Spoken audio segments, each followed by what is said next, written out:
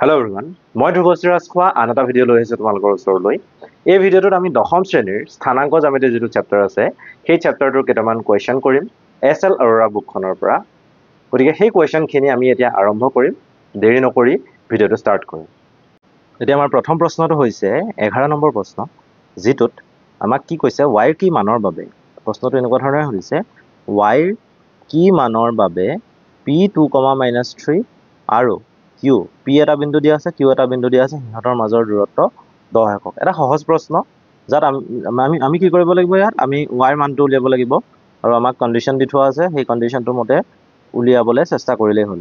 এতিয়া দূৰত্বটো যিহেতু 10 একক দি থোৱা আছে, গতিকে আমি ইয়াতে দূৰত্বটো লিখি ল'ব পাৰোঁ =10 বুলি লিখিব পাৰোঁ। আৰু এইফালে √over দিব লাগিব। দূৰত্ব সূত্ৰটো তোমালোকে প্ৰয়োগ কৰিব জানে, √over দিলা। দিয়াৰ পাছত কি কৰিবা, xৰ স্থানাংক কেইটাৰ বিয়োগফলৰ বৰ্গ আৰু y স্থানাংক কেইটাৰ বিয়োগফলৰ বৰ্গ সেই দুটা যোগ কৰিব লাগিব বৰ্গমূলৰ ভিতৰত। খালি কথাটো এনেকুৱা হ'ব, xৰ স্থানাংক কেইটা যদি চোৱা, এইফালে 10 আছে আৰু এইফালে 2 আছে, গতিকে ইয়াতে আমি কি লিখিম 10 - 2 হোল স্কুৱেৰ প্লাছ আকৌ এইফালে y স্থানাংক কেইটাৰ বিয়োগফলৰ বৰ্গ মানে y - -3 y - -3 কৰিলে আমি কি পাম y + 3 হোল স্কুৱেৰ। এতিয়া এইটো চিম্প্লিফাই কৰিব লাগিব। 10 - 2 হোল স্কুৱেৰ 10 - 2 হোল স্কুৱেৰ মানে তোমালোকে কি পাবা, ৰ'বা দেই।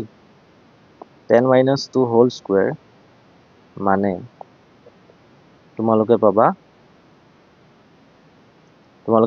8 স্কুৱেৰ। 8 স্কুৱেৰ মানে 64, হয়নে?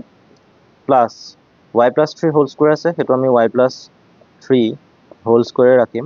আৰু এইফালে 10 আছে, 10টো মই 100 কৰি দিলোঁ, তেতিয়া এইফালে থকা যিটো বৰ্গমূল আছিলে বৰ্গমূল চিনটো আঁতৰি যাব। তাৰ পাছতে আমি y + 3 whole square whole square is equal to 100 - 64 কৰোঁ, বিকজ 64টো আমাৰ কোনফালে আছে, বাওঁহাতে আছে, সেইটো আমি সোঁহাতলৈ লৈ যাওঁ। এতিয়া 100ৰ পৰা 64 যদি বিয়োগ কৰোঁ, তেতিয়া আমি 36 পাম, হয়নে? 36 পাম। এতিয়া আমাৰ এটাই কাম থাকিলে, আমি y ভেলুটো উলিয়াব লাগে। গতিকে y + 3 হোল স্কুৱেৰ = 36 আছে, মানে যদি আমি বাওঁহাতে y + 3 হোল স্কুৱেৰৰ সলনি y + 3 লিখোঁ, তেতিয়া ইয়াত ±√over কি হ'ব 36, আৰু ±√over 36 মানে ± কি ওলাব 6 ওলাব। এতিয়া y + 3 = এটা ওলালে +6 আৰু এটা ওলালে y + 3 = -6। এতিয়া y + 3 = +6 হ'লে y ভেলু কি হ'ব 6 - 3 6 - 3, তাত ভেলুটো আমি কি পামগৈ 3 পাম। আকৌ y + 3 = -6 যেতিয়া হ'ব, তেতিয়া y ভেলুটো ওলাব -6 - 3 মানে -9। গতিকে y ভেলু দুটা পালোঁ, এটা হৈছে 3 আৰু এটা হৈছে -9। এতিয়া কোনটো হ'ব তোমালোকে চোৱা, 3 আৰু -9 থকা অপশ্যন চি। গতিকে আমাৰ কাৰেক্ট অপশ্যনটো হ'ব ইয়াত চি। খালি y দুটা মান ওলাব, সেই কথাটো আমি চাব লাগিব। আৰু অপশ্যনবোৰ দেখিলে তোমালোকে গমেই পাবা যে ইয়াৰ দুটা মান আছে আৰু আমি দুটা মানে আমি উলিয়াই দেখুৱাব লাগিব। এতিয়া আমি 12 নম্বৰটোলৈ যাওঁ। P এটা বিন্দু দিয়া আছে, Q এটা বিন্দু দিয়া আছে, সেই বিন্দু দুটা সংযোগী ৰেখাখণ্ডৰ মধ্যবিন্দু M। মধ্যবিন্দুৰ কথা আহিলে, এতিয়া মধ্যবিন্দুৰ কাৰণে তোমালোকক মই কনচেপ্টটো দি দিছোঁ। এনেকুৱা ধৰণৰ চাবা, এটা বিন্দু আছে x1, y1 আৰু আন এটা বিন্দু আছে x2, y2। এই দুটা বিন্দুৱে আছে। এই দুটা বিন্দু সংযোগী ৰেখাখণ্ডডাল নিশ্চয় থাকিব। প্ৰথম বিন্দুটো P ধৰিলোঁ আৰু ছেকেণ্ড বিন্দুটো মই Q ধৰিছোঁ। এতিয়া P আৰু Qৰ মধ্যবিন্দু একদম মাজত থাকিব, আৰু সেই মধ্যবিন্দুৰ স্থানাংক P আৰু Qৰ স্থানাংকৰ পৰাই উলিয়াব পাৰোঁ। মধ্যবিন্দুটোৰ স্থানাংক উলিয়াবলৈ তাত যিহেতু দুটা স্থানাংক লাগিব, এটা x স্থানাংক, এটা y স্থানাংক। x স্থানাংক উলিয়াবলৈ সেই যি দুটা বিন্দুৱে ৰেখাখণ্ডডাল গঠন কৰিছে, সেই বিন্দু দুটা সিহঁতৰ x স্থানাংক কেইটা যোগ কৰিম, x1 + x2/2। আকৌ এইফালে y স্থানাংক কেইটা যোগ কৰিম, y1 + y2/2। বাছ এইখিনি কৰিব পাৰিলেই আমি হৈ গ'ল। এতিয়া ধৰি লোৱা এটা বিন্দু কৰি দিলে 2, 4 আৰু আনটো বিন্দু কৰি দিলে 6, 8। এতিয়া এই বিন্দু দুটা সংযোগী ৰেখাখণ্ডৰ মধ্যবিন্দু উলিয়াব লাগে। তাৰ কাৰণে তোমালোকে কি কৰিব লাগিব, এইটো 2 আৰু এইটো 6, ইহঁত দুটাক যোগ কৰি 2ৰে হৰণ কৰিব লাগিব, মানে 2 + 6/2। এইটো এটা হৈ যাব x স্থানাংক, আৰু y স্থানাংকটো কি হ'ব 4 + 8/2। এইটো চিম্প্লিফাই কৰিলে 2 + 6/2 মানে 2 + 6 মানে 8, 8/2 কৰিলে হ'ব 4, আৰু এইফালে 4 + 8 মানে 12, 12/2 কৰিলে আমাৰ কিমান হ'ব 6। গতিকে বিন্দুটোৰ স্থানাংক হৈ যাবগৈ 4,6। তেনেকুৱা ধৰণৰে আমি কনচেপ্টটো ইউজ কৰিব লাগিব, আৰু সেই কনচেপ্টটো ইউজ কৰি আমি এই প্ৰশ্নটো সমাধান কৰিবলৈ চেষ্টা কৰোঁ। এতিয়া চাবা, প্ৰশ্নটো বৰ সহজ, একো টান নহয়, জাষ্ট তোমালোকে আইডিয়াটো কৰিব পাৰিলেই হ'ল। এতিয়া যিহেতু আননোন বস্তু কেইটা y স্থানাংকত আছে, চাবা দেই, ইয়াত y স্থানাংকত b-2 আছে, ইয়াত 4 আছে, আৰু এফালে মধ্যবিন্দুত কি আছে, -3 আছে। আমি y স্থানাংক কেইটা লৈ কৰিলেই হ'ল। y স্থানাংক p বিন্দুৰ y স্থানাংকটো হৈছে b-2, q বিন্দুৰ y স্থানাংকটো হৈছে 4, দুইটাকে যোগ কৰিলা, যোগ কৰি 2ৰে হৰণ কৰিলা, 2ৰে হৰণ কৰিলে আমি কি পাম, মধ্যবিন্দুৰ y স্থানাংকটো পাম, মধ্যবিন্দুৰ y স্থানাংকটো হৈছে -3। বাস এইটো যদি সলভ কৰি দিও আমাৰ কাম হৈ গ'ল। এতিয়া b-2 + 4 মানে b+2 ওলাব, আৰু 2 ইনটু এইটো বজ্ৰ পূৰণ কৰিবা, 2 ইনটু -3 যেতিয়া কৰিবা তেতিয়া পাবগে -6। So b+2 is equal to -6, therefore b will be equal to -6 - 2, and this will give the result -8. So আমাৰ ইয়াত b ৰ ভ্যালুটো কি ওলাব, -8 ওলাব, যেটো উলিয়াবলৈ আমাক কৈছিলে, আৰু হেতু কোনটো অপচনত আছে চাই লওঁ, অপচন ডি। গতিকে চাৰিটা অপচনৰ ভিতৰত কাৰেক্ট অপচনটো হৈছে ডি। এতিয়া আমি 13 নম্বৰ প্ৰশ্নলৈ যাবলৈ চেষ্টা কৰোঁ। 3, a বিন্দুটো এই সমীকৰণেৰে বুজোৱা ৰেখাখণ্ডত থাকিলে a ৰ মান হ'ব। চাবা দেই, কথাটো এনেকুৱা, 3, a এইটো বিন্দুৰ x স্থানাংক হৈছে 3, y স্থানাংক হৈছে a, ঠিক আছে। এতিয়া 2x - thrice y is equal to 5, এইটো ৰৈখিক সমীকৰণ বুলি জানাই, দুটা চলকযুক্ত ৰৈখিক সমীকৰণ, আৰু এই ৰৈখিক সমীকৰণবোৰে আমাক ৰেখা দিয়ে। যিহেতু এই প্ৰথমতে দিয়া বিন্দুটো এই সমীকৰণটোৱে বুজোৱা ৰেখাখণ্ডডালত আছে, সেইকাৰণে এই বিন্দুটো যিটো প্ৰথমতে আমাক দি থোৱা আছে, সেই বিন্দুটোৱে এই সমীকৰণটো সিদ্ধ কৰিব। অৰ্থাৎ এই যিটো সমীকৰণ আছে, সমীকৰণত x ৰ সলনি কি বহাব পাৰিম, 3 বহাব পাৰিম, আৰু y ৰ সলনি কি বহাব পাৰিম, a বহাব পাৰিম। সেই আইডিয়াটো লৈ কৰিলে হৈ গ'ল। এতিয়া তোমালোকে কৰিবা 2x - thrice y, নিশ্চয় মোতকৈ আগতে ওলাব লাগিবই। 2x, 2 ইনটু x, x ৰ সলনি কি বহাবা, 3, 2 ইনটু 3 - 3 ইনটু y ৰ সলনি কি বহাব লাগিব, y ৰ সলনি বহাব লাগিব a is equal to 5. So 2 into 3, which will be 6, minus thrice a is equal to 5. Now minus thrice a তোক তোমালোকে ইফালে লৈ যাব পাৰা, 6 আছে, -5 যে আছিলে সেইটো ৰাইটত আছিলে, তাক লেফটলৈ নিয়া -5 হৈ যাব, -3 এটো ৰাইটলৈ গ'লে +3a হৈ যাব। So 6 - 5 is equal to 1, and 3a will be equal to 1. Therefore a will be equal to 1/3. a ভ্যালুটো কি পাম আমি, 1/3 পাম, 1/3. So correct option হ'ব option C. Fourth question, ABCD সামান্তৰিক, এটা সামান্তৰিক দি থোৱা আছে, সামান্তৰিকটোৰ নাম দিয়া আছে ABCD। এতিয়া সামান্তৰিকটোৰ ABC বিন্দু কেইটাৰ স্থানাংক দি থোৱা আছে, আমি D ৰ স্থানাংকটো উলিয়াব লাগিব। D ৰ স্থানাংকটো উলিয়াব লাগিব।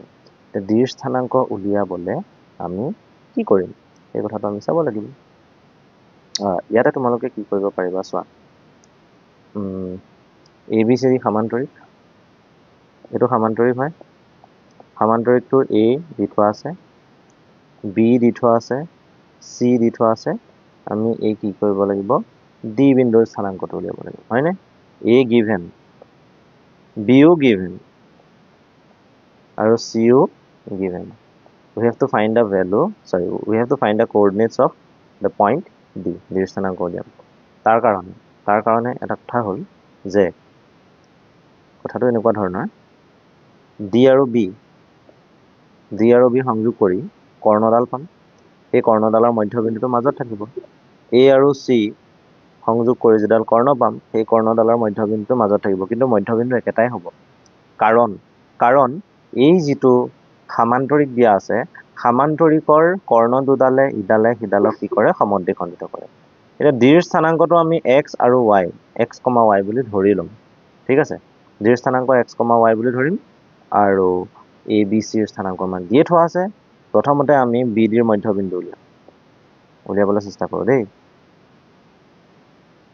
প্ৰথমতে BD ৰ মধ্যবিন্দু, BD ৰ বাবে দেই, BD ৰ মধ্যবিন্দু, আৰু তাৰ পাছতে আমি AC ৰ বাবে মধ্যবিন্দু। BD ৰ মধ্যবিন্দুৰ স্থানাংক কি হ'ব চাবা দেই, BD ৰ মধ্যবিন্দুৰ স্থানাংক কি হ'ব, B আৰু D। B ৰ স্থানাংক কি, 6, x স্থানাংক 6, আৰু y স্থানাংক কি, 7, আৰু D বিন্দুৰ x স্থানাংক x, আৰু y স্থানাংক হৈছে y, /2 কৰিব লাগিব, মধ্যবিন্দু উলিয়াইছো। এতিয়া AC ৰ উলিয়াবলৈ চেষ্টা কৰোঁ, -2, A ৰ -2, আৰু C ৰ x স্থানাংকটো হৈছে 8। আকৌ a ৰ y স্থানাংকটো হৈছে 3 আৰু c ৰ y স্থানাংকটো হৈছে 3 ওকে দুইটা 3 by 2 এটা উলিয়াবলৈ চেষ্টা কৰা ইয়াত ওলাব 6 plus x by 2 আৰু ইয়াত 7 plus y by 2 এটো একো চেঞ্জেস নাহে কিন্তু ইয়াত আহিলে ন ইয়াত by 2 কৰিলো তো এটো মই ডাইৰেক্ট সলভ কৰি দিছো 8 minus 2 কৰিলে আমি পাম 6 ইয়াতে 8 minus 2 কৰিলে আমি পাম 6 6 by 2 কৰিলে আমি পাম 3 so the x coordinate will be equal to 3 তাৰ পাছতে y coordinate 3 plus 3 by 2 3 plus 3 মানে 6 by 2 কৰিলে 3 পাম 3,3 ওলালে so কথাটো এনেকুৱা হ'ল এটো ABCD আছিলে A B C D B D ৰ মধ্যবিন্দু পালো AC ৰ মধ্যবিন্দু পালো মধ্যবিন্দু একেটাই হয় গতিকে ইয়াৰ পৰা পোৱা x স্থানাংক আৰু ইয়াৰ পৰা পোৱা x স্থানাংক সমান হ'ব ইয়াৰ পৰা পোৱা y স্থানাংক আৰু ইয়াৰ পৰা পোৱা y স্থানাংক সমান হ'ব যদি সেইকেইটা সমানেই হয় তেতিয়া আমি x আৰু y ভ্যালু ইজিলি উলিয়াব পাৰিম তেতিয়া যদি x আৰু y ভ্যালু ওলাই যায় তেতিয়া হলে আমাৰ কি ওলাই যাব আমাৰ ইয়াত d বিন্দুৰ স্থানাংক ওলাই যাব যে 6 plus x by 2 is equal to 3 এটো সলভ কৰা so 6 plus x will be equal to 6 then x will be equal to 0 okay x ৰ ভ্যালু 0 ওলাই গ'ল তাৰ পাছতে y ভ্যালু উলিয়াবলৈ ট্ৰাই কৰোঁ 7 plus y by 2 is equal to 3 now 7 plus y is equal to 6 so y will be equal to 6 minus 7 which will be equal to minus 1 so y value minus 1 x value 0 y value minus 1 x value 0 y value minus 1 x value 0 so our correct option hobo option B 14 questioner answer to hoise B next last question to le jao etia yat ki koisa amak A B C tinta bindu dia ase সেই বিন্দু কেটা কি কৰিব এটা সমবাহু ত্ৰিভুজ গঠন কৰিব এটা y মান যাব লাগে সমবাহু ত্ৰিভুজ গঠন কৰিলে তাত যিবোৰ বাহু হ'ব বাহুৰ মাপবোৰ কি হ'ব সমান হ'ব গতিকে আমি AC আৰু BC উলিয়াব AB উলিয়াবলৈ ট্ৰাই কৰোঁ যে বেছি সহজ হ'ব AC আৰু AB ওকে এটো ত্ৰিভুজটো A B C তে আমি AB উলিয়াবলৈ ট্ৰাই কৰিম আৰু AC উলিয়াবলৈ ট্ৰাই কৰিম কাৰণ তাত A যে 0 0 আছে সেইটো আমাৰ কাৰণে এটা প্লাস পইণ্ট হৈ যাব কম সময়ত ওলাই যাব এতিয়া AB যদি উলিয়াবলৈ যাওঁ AB উলিয়াবলৈ গলে এই পাৰ্টটো চাব লাগিব এটা কি ওলাব AB equal to root over 3 minus 0 whole square plus root 3 minus 0 whole square equal to কি ওলাবগে root over 3 minus 0 whole square মানে 9 হ'ব আৰু root 3 minus 0 whole square মানে plus 3 হ'ব 9 plus 3 12 root over 12 আৰু হৈ যাবগে 2 root over 3 তো হৈ গ'ল 2 root over 3 আকৌ AC উলিয়াবলৈ ট্ৰাই কৰোঁ